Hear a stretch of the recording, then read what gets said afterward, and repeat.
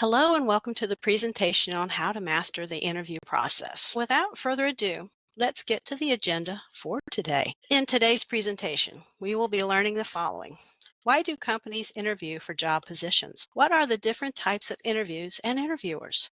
The most common questions used in job interviews, the best method to use to answer those questions, questions for them, and your to-do list to prepare. A job interview, defined by the Cambridge English Dictionary, is a meeting in which an employer asks the person applying for a job questions to see whether they would be the right person to do the job.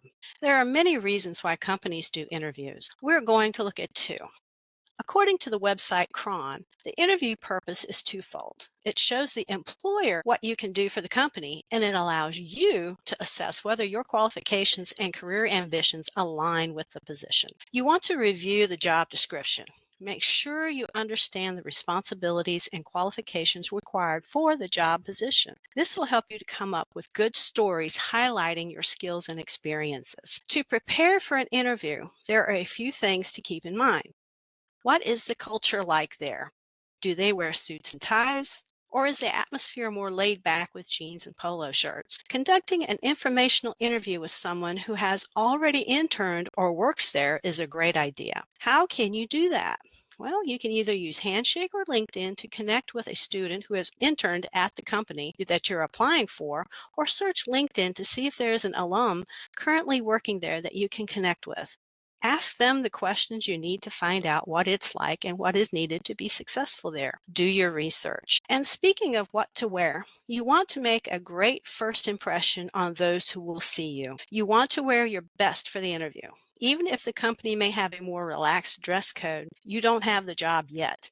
It's always a good idea for either men or women to dress in a more conservative style, and make sure your outfit is neat, clean, and pressed. Think of it like this. In general, you want to dress just a little bit more formally than the company's basic dress code. Ladies, you need to wear a suit with a skirt or pants. No heavy jewelry or makeup. Please keep it simple. Keep the trendy styles for after you start working there. And according to the website Big Interview, dress like an employee would dress on a day that they are making a big internal presentation to the CEO. Men, you need to wear a suit to the interview, which means a matching jacket and pants, button-up dress shirt, tie, coordinating socks, and dress shoes.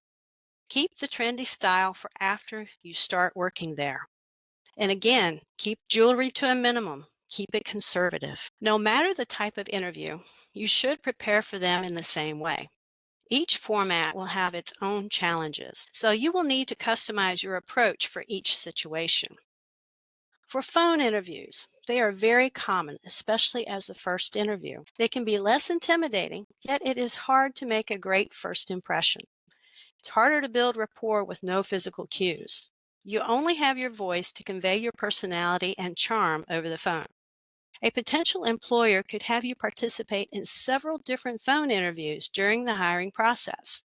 You can wear whatever you want, but it is suggested to dress for the part as it does affect the way you feel and present yourself. For an in-person interview, think of it as this is the most common format used by employers. They are more formal than phone interviews, typically held in workplaces, and gives the interviewer an opportunity to learn more about the candidate, the experience and skills, and the ability to assess if the candidate would be a good fit for the position applied for. Remember to research the company and the position applied for and have at least 3 questions for the interviewer at the end of the interview.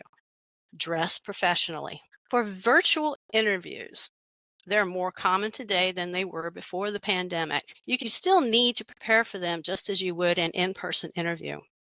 Make sure the environment you are in is quiet and minimize any distractions that may be behind you, as they will show up on camera. Ask friends and family not to disturb you during that time. And if you have pets, you may want to consider shutting the door to the room you are in to keep them from being a distraction too. Check your computer and make sure the camera and microphone work on whatever platform will be used, such as Zoom. You want to do this well before the interview and make sure the speakers work too. A more formal than phone, in-person, and video interview is the panel interview. It can consist of up to 4 or more interviewers. This can be done in person or virtually. This can feel intimidating, but remember to focus on one question at a time and address the person asking. Make eye contact with each person on the panel as you answer the question. Do some research and find out the names and titles of the interviewers ahead of time. This way, you will feel more comfortable with who you are meeting with and may give you an idea of what types of questions you may be asked based on what their area of responsibility is in the company. For a group interview, multiple candidates are gathered together for either a group discussion and or to perform some kind of exercise. These are done to see how well people work together, solve problems, and communicate. These kinds of interviews are most common in the industries of food service, hospitality, and retail. Employers that need to hire many employees quickly use this method. External recruiters vet candidates for the company. That's what they're hired for. They do the homework and only send the most qualified and interested candidates to the interview. They earn money when the candidate gets hired. The recruiter doesn't get paid if the candidate doesn't get hired, so they want the candidate to succeed. The internal recruiter can be a human resources representative. They work for the company, and this is the first gatekeeper for the company. They have some experience with the hiring and interviewing process. They can also act as a screener if you interview with them first. As discussed in an earlier slide, the first interview is often on the phone. The focus is to validate your resume and look for any red flags.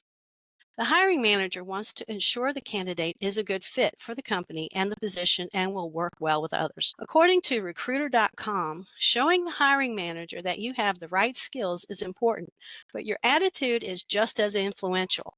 Studies show that hiring managers favor candidates whom they feel will fit in with the team's culture. Potential peers, managers, and teams. If you get to interview with these folks, it's a good bet that you will work with them. You want to give the best impression you can. This is where you get to show that you can work well with others and follow instructions. According to Big Interview, if someone has been asked to be part of the interview process, to take time away from their work to meet with you, it's a pretty good call that you're going to be working closely with them if you're hired. You want to impress them so that they want to hire you. According to Big Interview, there are 10 top questions that you will encounter in an interview. Here's how you should answer them. Tell me about yourself. This is not an opportunity to go from your birth and recount all your history from there. You want to give the interviewer a concise review of your skills and abilities, education and experiences, and accomplishments that are relevant to the position you are applying for. Big Interview has a 3-part model you can use to answer this question.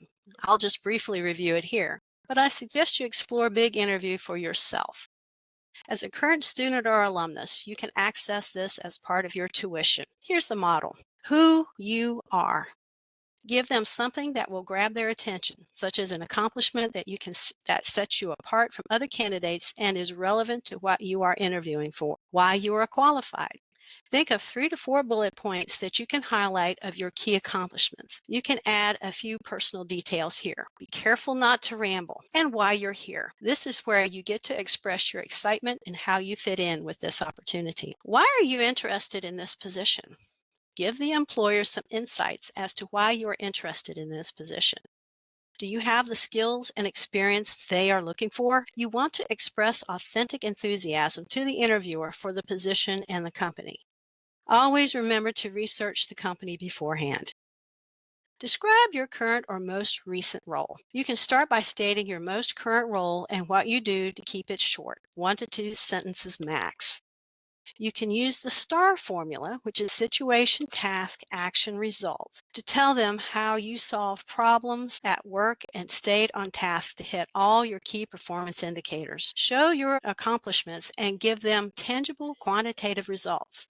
That will impress the interviewer. Why are you looking for a new opportunity now? You want to be honest with this answer so you can establish trust with the interviewer. Are you looking to transition to a managerial role and your current employer doesn't have that opportunity? Or are you moving or have moved to a new location and you cannot work in your current role? Or even were you contacted by a recruiter? What are your strengths? In answering this question, you are showing your top skills and how you have used them. Tell a story of your use of that strength, along with the outcome of the use of that strength. Use the STAR formula previously mentioned to highlight your strengths. What are your weaknesses? In answering this question, you want to give the interviewer a weakness that can be worked on. You don't want to say that your weakness is disorganization when you need to be organized on the job. Use a weakness that is not essential to the job and addresses how you are practically working to improve it. For example, you could say that your weakness is that you have difficulty asking for help. You can then go into how you are actively working on that weakness, whether it is asking those who have the specific knowledge in the area, or if you need help in, or if you're just feeling burned out. Why do you want to work for us? This question is exploratory in nature. It is similar to the previous question, why are you interested in this position? If you have done your research, you can tell the interviewer what you know about the company, why you find both the opportunity and the company appealing, and that you are excited to work with them. Where do you see yourself in 5 years? Since no one really knows what the future will be, this question is mainly about what your goals are in the form of long term for your career. Will this position at this company fit into your plans? Keep your answer general, but that you see yourself in a long term relationship with the company. Hiring managers want to know if you will stay if they hire you, and they want to see your career grow. Why are you the best candidate for this job? This is your opportunity to review your top skills and abilities and to give the interviewer highlights of your most relevant accomplishments. Keep it concise and focused on the value you have to offer to the company. Always have questions for your interviewer. This is your opportunity to interview them. It also shows that you are genuinely interested in the position. Ask questions about the daily responsibilities or the culture of the company. In the next slide, we'll go over a few questions you can use in your next interview. Keep in mind, depending on who is interviewing you, your questions should vary. Remember the slide on the types of interviewers? Your questions will be different if the manager is interviewing than if the recruiter is interviewing you. You always want to have at least 3 questions for the interviewer. Why? It shows your interest in the company and the position. Do your research on the company. These are the most common questions to ask. Don't limit yourself to these. There are a plethora of good questions that you can ask on websites such as Indeed, The Muse, Harvard Business Review, and Forbes.com. This is a conversation. Don't just ask questions to ask questions. Ask the questions you really want to know the answer to. This doesn't mean you start asking about salary or benefits. It's still too early to ask those. Always end the interview on a positive note. Send a thank you note, an email, or even a letter to the interviewer for their time and opportunity to talk with them about the position. So, before you leave, get their email or mailing address. Research the company you are applying to. Find out all you can about them. Review the job description to make sure you understand what the requirements are. Practice. Schedule a mock interview with a career coach to practice the most common questions and a few others that are specific to the job you are applying for. You can also access Big Interview and practice. Dress for success. You want to make the best impression. Be early to the interview. There's a saying that goes, if you're early, you're on time, and if you're on time, you're late. Be the early bird. That will make a good impression on the interviewers. Have at least 5 extra copies of your resume with you. Why? Even though you may have submitted a digital copy and it's on LinkedIn or Handshake, you want to have a hard copy to refresh their memory, and they can have it in front of them during the interview. Follow up with a thank you note in the mail or email. Doing this can help you stand out from the rest of the other candidates. And here are the links for Big Interview as you're a student. And if you're an alumni, you can also access Big Interview, but you must register with the code alumni. As you can see, this is the dashboard to Big Interview. And there are several things that you can do. What you can do mostly when you get in here is go into the question library. This will give you an idea of the other questions that can come up. We use the general many times for our mock interviews, and we generally go into the top 10 questions. This will go into more in-depth as to how to answer these questions. I highly suggest that you go in and get into Big Interview. That is the end of this presentation. I hope that you've been able to glean some good information out of it, and God bless you.